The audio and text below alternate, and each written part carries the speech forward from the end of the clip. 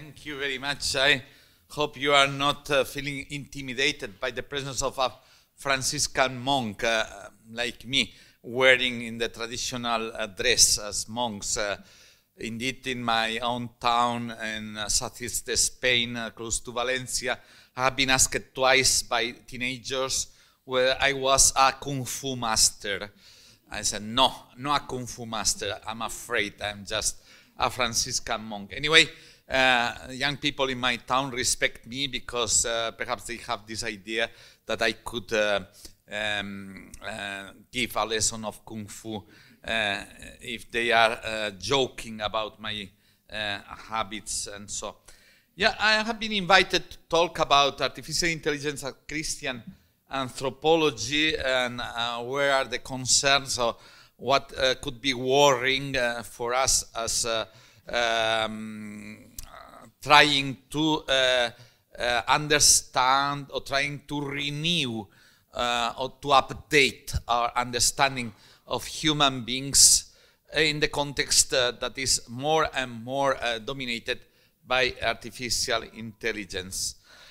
So the first issue is that perhaps this is a too broad topic if we try to access what is going on in the present time in this field. And anyway, we cannot speak about human beings, about anthropological issues in a Christian sense without taking into account the question of God, the way how these developments in artificial intelligence or intelligent systems could affect our way to understand the divine and the divinity. And then there is this introductory issues about to what extent it's worth asking such questions in an horizon of theological reflection. And indeed, the most radical issue is the last one I formulate. Can theology offer any useful clues in this case? So I'm deeply surprised that a lay university without any theological implications, or I guess that there is no a theological faculty or a theological or a divinity school in the Jesuit University, is interested in the opinion of a theologian, and that there are so many students who are attending to a theologian. So I'm surprised because usually, well, I'm based in Rome, I am teaching in Spain too, I am moving quite internationally, but my impression is that theology is not very appreciated. It's not considered a voice or an expertise that could provide a critical opinion that could help us to better address or to fix the big problems that arise in the horizon of these new technologies or a relationship with intelligent systems and so on. So the big issue is where theology has something useful to say, or is better, or we are wasting our time listening to a theologian that probably will say very speculative issues, very general things that are of little application to the concerns that we can feel in this area. Anyway, let's try and let's go on to see first how the development of artificial intelligence affects our faith in God. I will read as part of my presentation because I have the text, and so in this way I will avoid getting too much out of the track or saying too many unrelated things. The central question for a theology of faith, and one that finds diverse possibilities and answers, is to what extent these developments affect our image of God, our relationship with God. For example, it may surprise us that a recent research development relies on intelligent systems to examine the logical validity of arguments about the existence of God. A friend of mine, Professor Andrea Vestrucci, for instance, is working on this research. Artificial intelligence clearly is not going to decide whether God exists. But it's interesting that some colleagues are applying such systems to check whether the evidence of God's existence is more or less solid, at least from a logical point of view. For the moment, the ontological argument has passed the test, and that is, we can rely on that argument to decide whether God exists. But the interesting thing is that we are trying to submit traditional arguments for the existence of God to assess to what extent these arguments pass the test of reliability, logical consistency, and so on. Of course, artificial intelligence exerts a much greater influence on our way of believing and approaching the divine mystery. There are positive factors which we must take into account, as well as negative and worrying ones. Among the positive ones are the spiritual benefits of these systems, which certainly enrich the possibilities of spiritual and religious interaction. Among the negative factors are the risks of a displacement or substitution of the religious dimension in the face of these advances. First of all, we must bear in mind that several studies emphasize what they call entanglement in reference to the quantum phenomena, which is difficult to translate into other languages.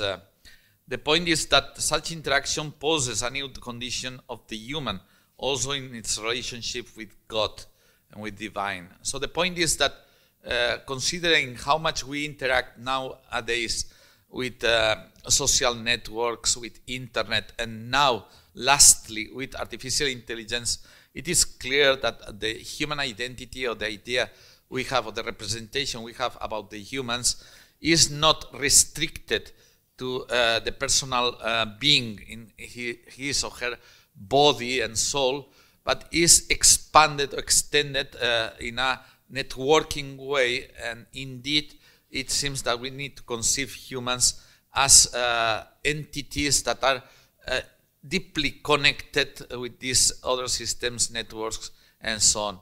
As a test, if you take away to a teenager her or his networks and attachment to the networks, he or she will suffer a deep identity crisis. So if she feels disconnected or discharged, or is not allowed any longer to reach her Instagram and so programs, she will suffer a deep identity crisis. In a way, artificial intelligence provides new ways and means to connect with the divine, or even to perceive the divine in a new way, closer and more available. All of these means are presented as assistants that provide access to vast repertoires of religious and spiritual texts or sources and rituals, and so if you want, for instance, to experience chanting of Buddhist sutras, you can go to YouTube or other platforms and look for sutras chanted by a Buddhist monk, and you can have the experience of these sutras. But artificial intelligence is providing much more than that. It's providing already avatars of religious figures. In a short time, we will have access to holograms of priests, monks, or historical religious figures with a nice voice, and providing spiritual advice, retreat, and so on. Is already quite available. All of these means are presented as assistants that provide access to vast repertoires of religious spiritual texts and allow for consultations and even establish a conversation akin to a spiritual direction. In fact, various systems are being trained, and there are several offers of spiritual chatbots offering help, assistance, and guidance services. There are many of these spiritual chatbots. For instance, Jesuits are designing chatbots inspired on Ignatian spirituality, so the spiritual exercises that were created in the 16th century by St. Ignatius of Loyola. And so they are introducing or training the system with text of the exercises, comments of the exercises, and so and so. And the system can provide spiritual assistance in the style of Ignatian Jesuit models. The same can be done in Carmelitan terms, in Franciscan tradition, and so and so. All this contributes to live the religious dimension in an easier way, or with many more resources, or what is the same. They bring the figure of God closer to our reality. They make him more accessible if we want. If we figure of God, if we can reach a special form of connection with those systems with a lot of religious or spiritual content, then our cognition and religious sense will be notably increased. Even if we move away from the ritual and sacramental environment that has always mediated the presence of God, as an American anthropologist called Tanya Luhrmann says, they make God become real. So there's a displacement from traditional ritual means like attending the Mass or attending traditional religious service towards these resources that are more individually managed, but could be quite effective at providing a sense of connection, of religious or spiritual connection. We are not sure to what extent God also becomes more real and closer through these intelligent systems, which can grow even more and can provide avatars of biblical figures or saints or Buddhas, of great spiritual guides, modulating even the voice and conforming holograms that make them more real. We are in fact witnessing a new dimension of spiritual and religious experience, stimulated or nurtured in these interactions with intelligent systems.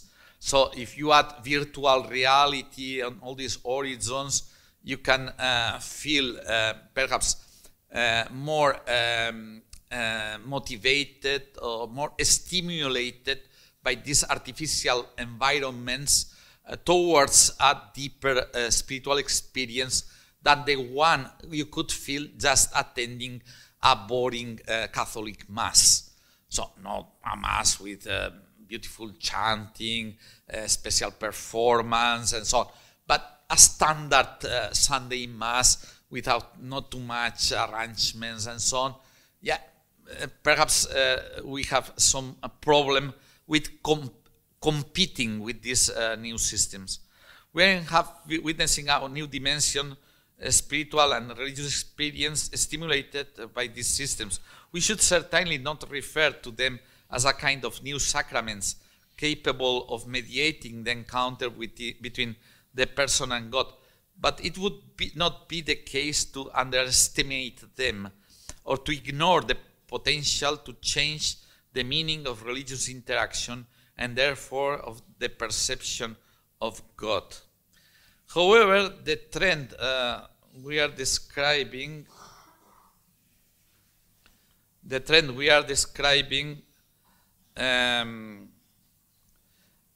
is not without risk. Some studies indicate that the impact of artificial intelligence already translates into an increase in secularization or the decrease of the indicators of religiosity in several societies.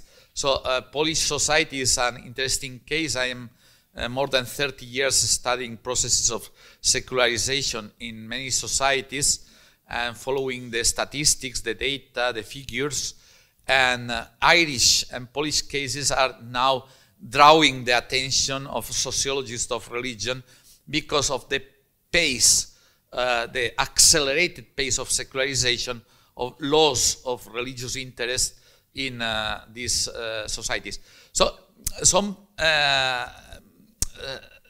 experts indicate that part of this process is being accelerated by the impact of social networks, internet, and lastly, the artificial intelligence that would have a negative impact in this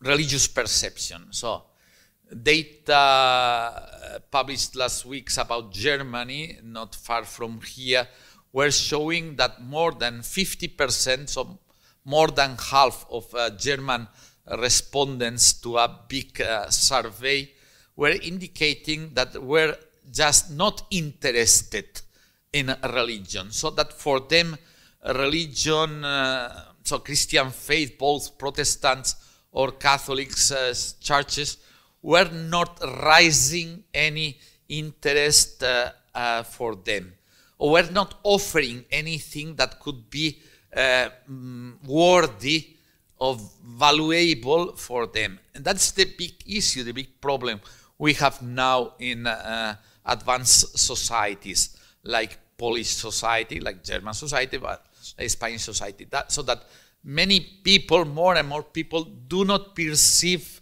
an use or an interest in what religion or churches provide. So that they don't find that it's worthy to pay attention, to dedicate one time every Sunday to attend a religious service or to pray and so on. So the big challenge now for us in theology and the church is to show that Christian faith, yes, is useful, is good for you, is good for your health, is good for your well-being, or improves the quality of your relationships. As just an example, our team published last week's study showing that people praying rosary, so the data was collected in Poland, in Italy, and Spain, 360 cases, and we were showing that people praying rosary were feeling better, were less depressed, or feeling less depression, were more empathetic, and were feeling more protected against adversity. That's something that my colleagues hardly appreciate, but that is important, I think, to show up in our culture that religious means and Christian means or other religious means are good for our mental health, for our well-being, for stability of our families, for the quality of our love relationships, and so and so. Anyway, yeah, the big issue is to what extent artificial intelligence increases a tendency that deems religious services less interesting or less useful, because there is a displacement between what I can achieve or the experiences that these intelligent systems provide and that I find quite satisfying or quite rewarding compared with the traditional religious means. Again, the issue of competence is quite important. Then, in the specific case of artificial intelligence, its performance can be so fascinating that it can dazzle us and project in these systems powers, intelligence, and capabilities that could rival any other available system, to the point of nurturing a certain idolatry, so that we could at the end think that artificial intelligence is so powerful, so full of resources that we don't need any longer to resort to God, to the means of Christian grace, because these systems provide already enough assistance, enough support, and are a source of satisfaction and so on. We will talk a little bit more later with some cases about how these systems are perceived by some, but more and more people as excellent partners, company, therapeutic means, just means to cope with your loneliness and boredom and so and so. Perhaps in this context we can allude to the ontological argument, so that what we consider the most important reality, the most powerful reality, is the one that could compete with the divine. That by definition is what we represent as the greatest, as the best, as the highest we can conceive or imagine. So some kind of competence can be foreseen in this area, in this idea. It is clear that these speculations could lead us nowhere from the theological point of view. At most, they could envisage a phenomenology or a way of perceiving divinity in the midst of a panorama of great confusion between the different ways of conceiving intelligence and its scope, or the great expectations we place on these developments or on its salvific capacity, which again may displace the salvation offered by the great religious traditions.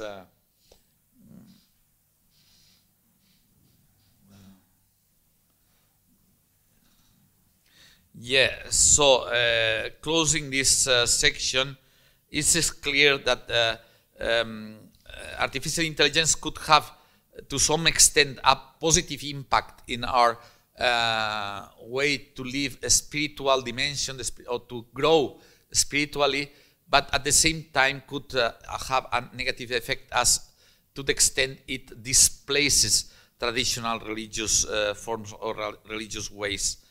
Indeed, there are several teams that are trying to train or training intelligence systems to provide assistance, for instance, in the vocational search or vocational discernment, or in the way we try to understand how is the best way I can flourish as a person and in a Christian sense, which is the best way I can develop my capabilities, or I can serve better humanity and the divine plan in me, and so and so. So it seems that, well, if we manage to train, to instruct these systems in the right way, they could be an excellent assistant in these tasks. I am involved in one project that is pursuing this way of building intelligence systems that become tutorials or assistants in human development, in human flourishing, in spiritual growth, and so on. So how artificial intelligence affects people? First, positively. Probably after ethical issues, anthropological issues come next in the ranking of concerns associated with the development of artificial intelligence. So what is worrying us is the impact, the real impact that artificial intelligence can have in our lives, and the way we live, and especially in the way we relate to other people. So consider that when we get used to interacting with chatbots and these systems, then we could perceive, comparing with other people, how poor are our relationships, or how limited are. In fact, theological issues, although they touch on what we consider to be ultimate values, or the most cherished and recognized, are not nearly as relevant in the review of recent publications. Here too, it's inevitable to speak about entanglement or intervening between people and these devices are relationship that clearly affects identity, cognition, and even the quality of people's relationships.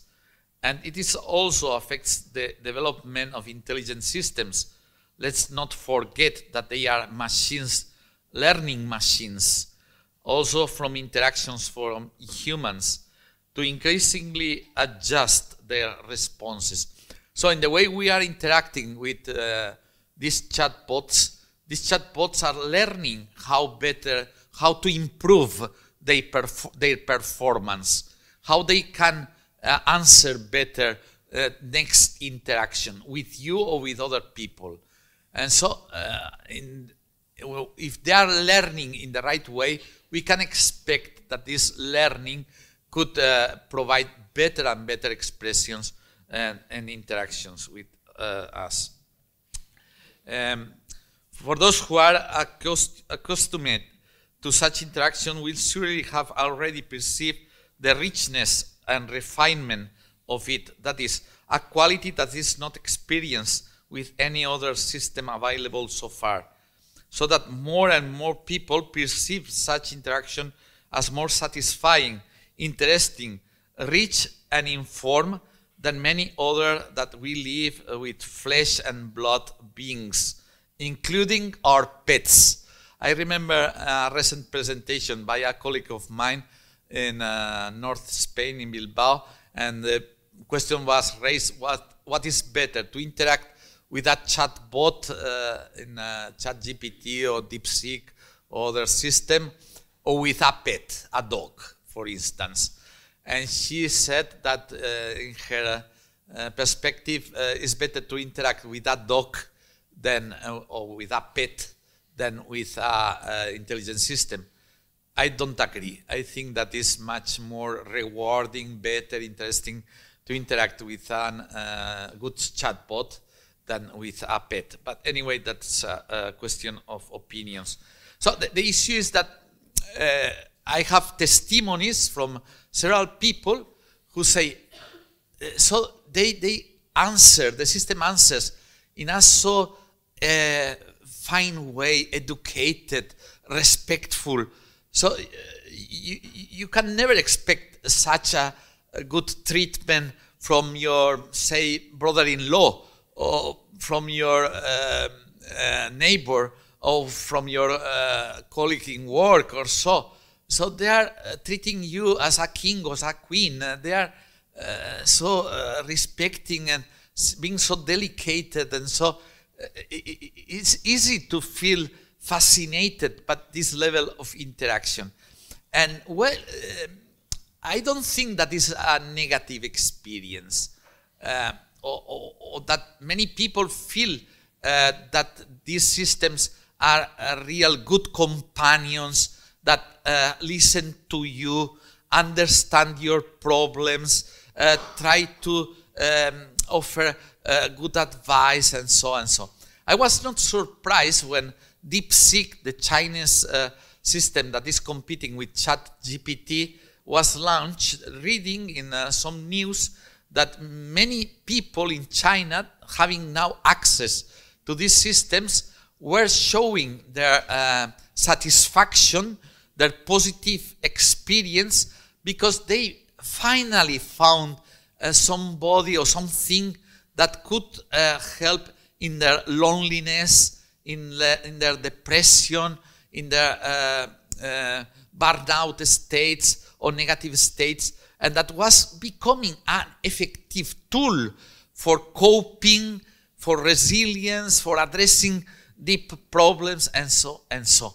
And that is interesting, that's important, this therapeutic dimension that can be associated to these systems. Some teams are working on improving some of the features of these intelligent systems. For example, to help in personal maturation or flourishing, in discerning one's vocation or the best direction for one's life. So imagine that you are finishing your studies in engineering or in information science, and so you are not sure what to do, how to address your future, which studies to make or to pursue a master or how to complement your formation. Also, they are training already these systems that provide assistance or tutorials that, depending on the information you give, the systems advise you about how to pursue your career or how to flourish considering your abilities or your talents or your knowledge or your taste or your personality simply. That is interesting. From this point of view, techno-optimists are confident that intelligent systems can be a valuable tool for facilitating, for example, tutorial sessions in many fields, in different spheres of education. Well, that's already easy. I remember weeks ago I took a young lady in BlaBlaCar from my city to Murcia, and she was studying as nurse, so healthcare services. And she said that, talking about how young people use or resort to artificial intelligence, and she said that sometimes when she doesn't understand some explanation the professors give in the lessons, she goes to the ChatGPT and asks, please help me to better understand this point about how to care in schizophrenic situations, or how to care in children with autism, or how to care and so and so. And that she found this assistance very useful, very positive, and very convenient. From this point of view, of course, also in the field of moral discernment, when you need to take decisions that are complex from a moral point of view, or as assistance to help in making the right decision. Just as an example, some media reported how many people in China, I was commenting already on this point, were using the new version of DeepSeek as a resource for emotional support or coping with crises and difficulties. This might be good, but it's not all the story, obviously. But no one is unaware of the risks. We are already accustomed to apocalyptic scenarios and to the voices of alarm raised in the face of the unpredictability of the development of increasingly intelligent systems. I'm not sure you, but my handy telephone, my smartphone, every day gives me news about people like Sam Altman, like Noah Harari, and so alarming voices about we are going to a big catastrophe, to the end of the world, to the being dominated by the machines. So the worst possible scenarios. I think every day I receive messages from these voices of alarm, or this kind of prophets of calamity that are advising us to be very careful because things will get very, very bad in the next years. We need to be aware about this too. So the techno-pessimists clearly reveal these scenarios. Well, it's curious that, for instance, Harari, who published before the pandemic a enigmatic book, Homo Deus, so in Latin, the humans as gods, or human gods, and was prospecting a development of humanity that rendered us close to the divine models of ancient mythologies and religions and so. And now he's rather changing the discourse and saying that what we are going through is not to be divine, but to be slaves, to become slaves of the machines, like in the movies of Terminator or Matrix and so on. Excuse me, let's go on. One of the biggest perceived problems is that of misalignment between the development of these systems and human needs or priorities. So that a situation is reached where these systems do not serve human interests, but collude against them, as happens in many science fiction movies like Terminator series and so on. Surely the risk is much less esoteric. It is not so much that these systems become aware of their superiority and attempt to displace humans. You know that this is called with the word singularity. Singularity is the situation that many voices announce we can reach next year or in 2 years' time. And singularity is a situation in which the artificial intelligence becomes aware of its own existence and strength and power, and as such tries to overcome and dominate humanity. So, but the risk is not so much this singularity. The greater risk for now is that such systems will be trained with malicious algorithms or subtly programmed to do harm, to physically and mentally ruin people, or simply to manipulate and dominate, as it's already happening in many instances. In other words, that they fall into the hands of unscrupulous people or even psychopaths and become instruments of destruction.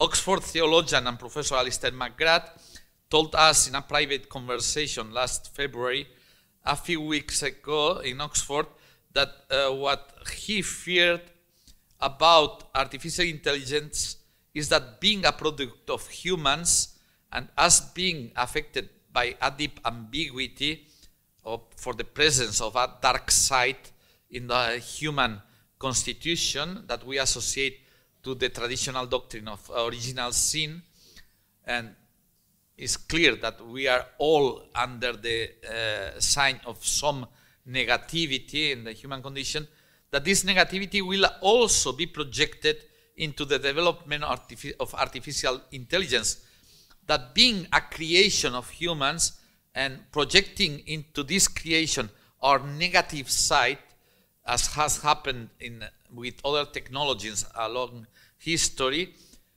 it could be so powerful that the damage, the harm it could produce would be much bigger than with other former technologies. What happens is that being so powerful, then the consequences of falling into the dark side and the wrong hands become unpredictable and potentially catastrophic. Please, somebody tell me when we reach the time. It was planned to 5:30, but How much minutes I have still available? According 40. 40 minutes? But no, I don't prepare. No, I mean, I have more material, but I mean, I would like to devote more time for discussions. 15 minutes is okay. 15 minutes is more than enough for what I need. Perhaps what is at stake at this stage of artificial intelligence is to design applications capable of providing assistance or help for the better development of humans, which could neutralize the risks that are also perceived. However, the described interaction is not without more subtle risks. In a previous study, we have raised some of these problems, such as the need to rethink theological principles applied to the human condition, such as being images of God, as well as the presence of a negative or sinful dimensions, corporality, the emotional dimension, the intrinsic vulnerability that we associate to the human condition, and the extent of the experience of love as donation, something that a machine can hardly supply. In part, it seems clear that the relationship with these systems can contribute to highlighting what is more specifically human, something that the Vatican document Nova et Vetera often recalls. However, the comparison does not always favor us. Some studies point to the fact that interactions with artificial intelligence result in a devaluation of personal, even intimate relationships, which lose out when compared to the docility, attentiveness, efficiency, and availability of artificial forms. So we cannot reach for our beloved friends, relatives, and so in the same way as we can reach or we experience the availability of these intelligent systems. And as I told before, the feeling that they are so well educated, so fine, so nice with us, that comparing with our acquaintances, they will lose in the comparing. It's a little bit naive, the perspective introduces the document of the Vatican, the Dicastery of Faith and the other of Education, Nova et Vetera, that is an extensive document. And I find a little bit naive because ignoring sometimes that this comparing the artificial intelligence with the natural personal version, not always is clear who is the winner, who is better, who performs better. Then consider situations like old elderly people living over 85, 90 years old, who are most of the time lonely and boring. So my parents died a few years ago. My father was 94, my mother 95. So God gave them long lives. But my point is that from my own experience, I know that they were complaining about loneliness, despite the 3 children were trying to spend more time with them and so. But obviously we cannot be all the time with them. But I am thinking that these systems would provide effective companions to help in these situations of loneliness, boredom, and so much better, or combining with watching television series or social networks and so. But yet that these systems could be quite rewarding, quite nice in these situations. As other performances that I was quoting that work in a therapeutic way or help you to provide assistance or solace or advice in difficult times, yeah, in times of distress or adversity. Yeah, for instance, a situation that is quite common, a teenager that has been expelled from her Instagram network of friends, and they have decided to throw away, to left her out of the group. So it could be lived as a deep crisis, yes, but in this situation, we can see that this person, this young girl, could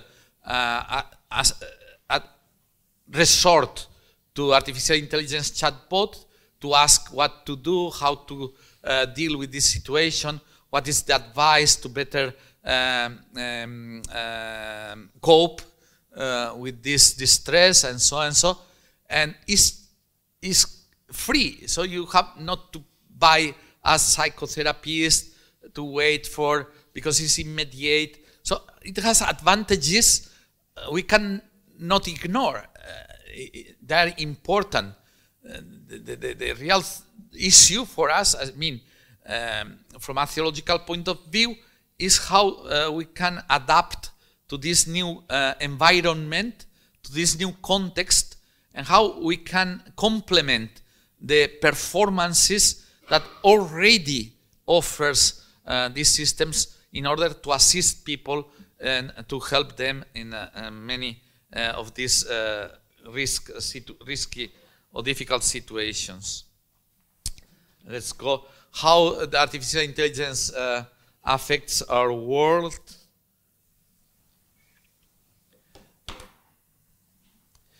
Yes, here again there is a clear tension, almost a form of dialectic in assessing the effects of artificial intelligence on our understanding of the world, on our access to reality. On the one hand, it gives the impression that such systems can make it more comprehensible, even controllable, that they allow us to represent our world in a more predictable way, where everything makes sense. On the other hand, however, many perceive these developments an increase of the level of risk, of contingency, so that things can go in an unpredictable way, and therefore of inability to control, foresee, or make sense of what is happening after these systems are so pervasive or are so dominant in our reality. The basic question is to what extent such systems make our world a more livable and secure environment, projecting hope based on the ideal of human and technical progress, or rather is it in the other direction, or increasing uncertainty, unpredictable threats, and darkening the horizon of hope. The case of transhumanism, an intellectual fashion or a movement that has perhaps already passed, is quite significant in this context, since this movement strongly embodied the ideals of Enlightenment modernity, which relied on reason, science, and technology to build a better future for all, also in the moral field, as well as to lengthen our lives and give them much better quality.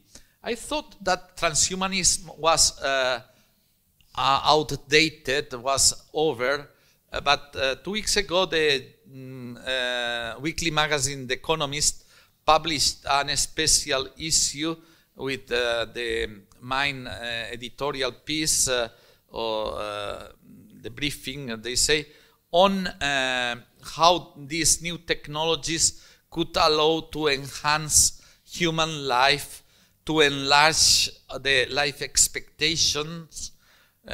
Some expect that under 140 years, but not 140 years in a miserable condition, but 140 years quite healthy, aware, enjoying life, and so and so.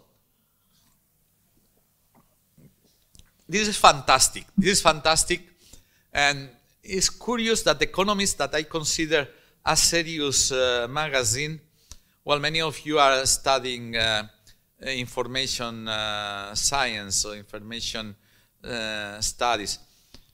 So in my opinion, the best informed sources now are The Economist as a weekly magazine, the best in the world. It's expensive. I'm paying €450 a year for my subscription. Perhaps I'm the only Franciscan being subscribed to The Economist. I was sending this week a letter to the editor concerning an article about religion and economy. And then New York Times, I am a newspaper, a journal newspaper. I am subscribed to the digital edition, but they pay only 50 or 60 euro a year for this subscription.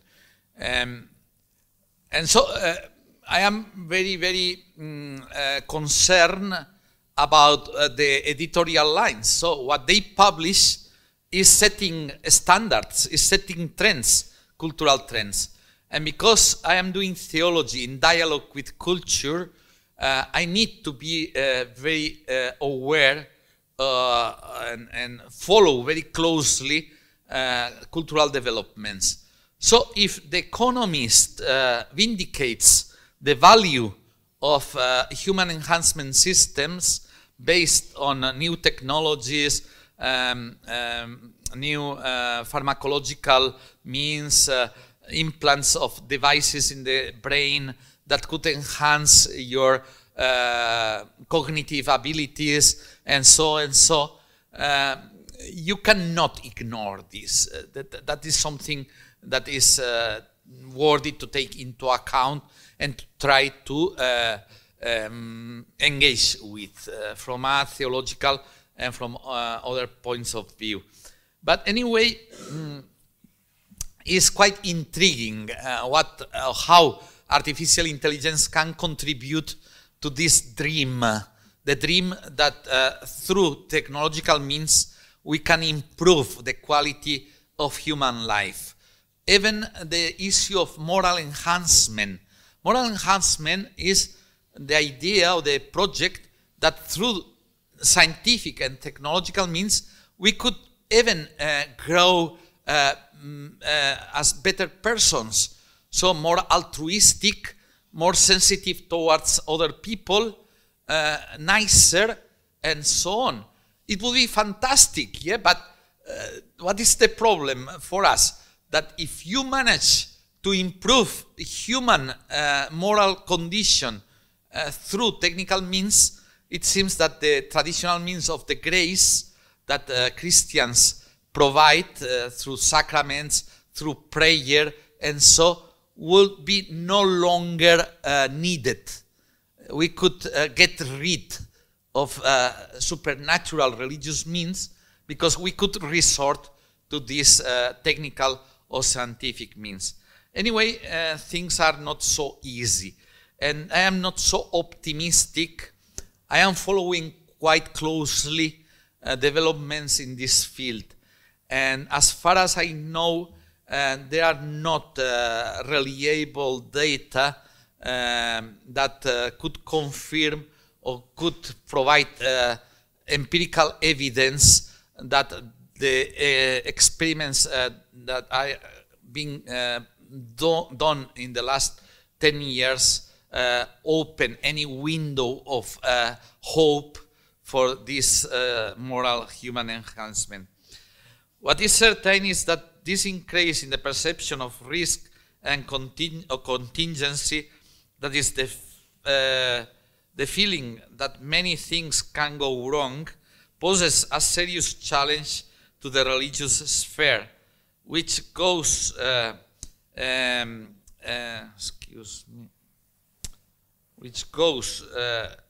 stressed and goes,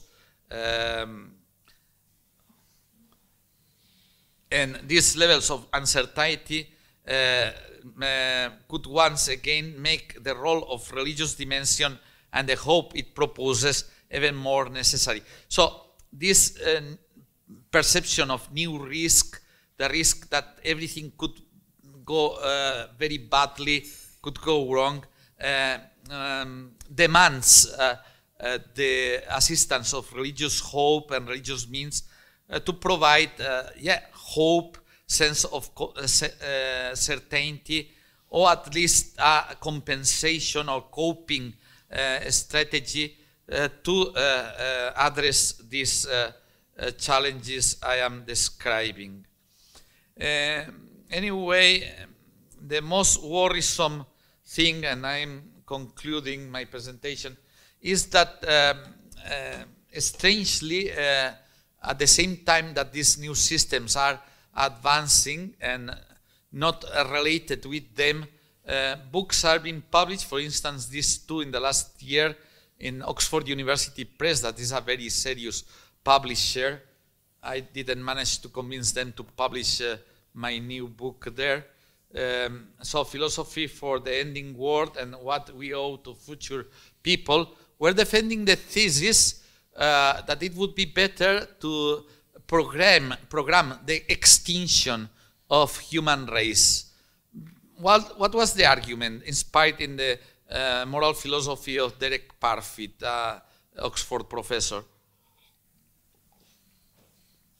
Was that thinking on the very dire situation humanity could confront in 200 years' time, expecting that there will or need to confront very hardship and very hard situations, it would be better to get extinct now, and so we could spare or save next generations this suffering, all this pain that we can foresee in the next future. That is not a joke. There is nothing to take just in how to say, as an anecdote, because we have already perceiving the consequences of this argument. Not sure in Poland, but for instance in Spain, in Italy, and other countries, more and more young people are deciding not to reproduce, not to have children. And the argument is the same. The argument is, what is the point bearing a child in this world if he or she will have a worthwhile life than the life we have enjoyed? So it's better not to rear children and not having children, so they will not live the hardship we can foresee for them. That is really worrisome. And so my point is that probably what we are assisting with the development of artificial intelligence, all these dreams of human enhancement and so, is to a contrary tendency. Indeed, some of the studies are pointing to a materialist anthropology supported by the interaction with these intelligent systems. And this materialist anthropology is closely linked to this panorama of self-destruction or self-annihilation. So my suspicion is that the nihilism that is coveted in this, or is hidden in these programs, is closely related to the failure of these enlightened modern programs about human progress and technologies that will help us, and so. My point and my concern is that without theology and without religion, we could go, could end very badly. So I end with this book recently published by my colleague Alistair McGrath, a professor in Oxford, already retired, that for many years he was working in the field of science, religion, and theology. And so the book is about believing, about why we believe, and believing as something that we need to seriously consider as a activity that is needed for humans living a right life, and even for the survival of most social systems. Indeed, without the right beliefs, democracy cannot survive. Without the right beliefs, economy doesn't work. Without the right beliefs and believing systems, education cannot provide its functions. So the question of how we believe, or why we believe, and how we can support beliefs or educate in the right way to believing, I think is one of the main missions that theology and Christian faith can provide. But yeah, that is really hard to teach the right way to believe, because nowadays many people believe very strange and odd things, or they don't know how to believe in a constructive way, in a way that provides meaning and hope and provide basis for the moral attitudes and so. Probably what artificial intelligence will not replace religion, Christian faith, and the role of theology is in this mission to help people to believe rightly. Well, we could train artificial systems that could be assistants or tutors to teach us how to believe. But anyway, these systems should be instructed by experts on believing. And I think theologians are among these experts that could better instruct or train systems, artificial systems, to perform as tutors for believing. Yeah, I have finished. Don't worry. Yes, thank you very much for your attention.